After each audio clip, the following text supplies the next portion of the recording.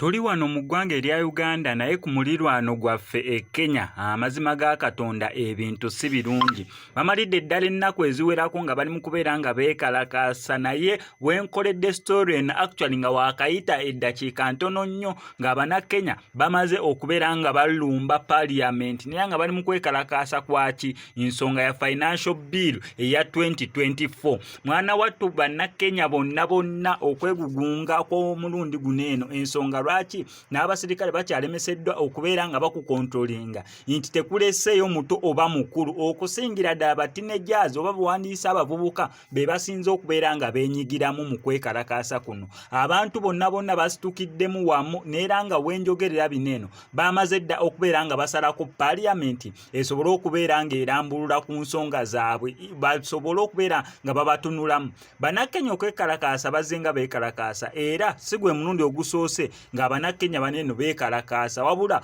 okwekalakaasa kw'omulundi guno eno kwa njawulo mukko n'okusinziira nti president tannamalako bbanga liwera nga bamaze okubeera nga bamutuuzizzaako ku ntebe ye ey'obwa president. Ekisanja kyandimugendera obutali bulungi mu ngeri yonna gye tuli mu kubeera nga tulabamu, okusinziira nti neera opposition ekintu bakitaddemu nnyo amaanyi. So ngenda sigala nga nkuwa updates naddala eziva ku mulirwano gwaffe Kenya. Abantu tebanaba kubeera nga bakiwa attention naye nga kitokota si kisaanikire. Otunulira mu katambi ako oyinza n'okulaba eri omuliro ku bizimbe ebisigadde. Okwekalakaasa kuli serious, okwekalakaasa kwa maanyi.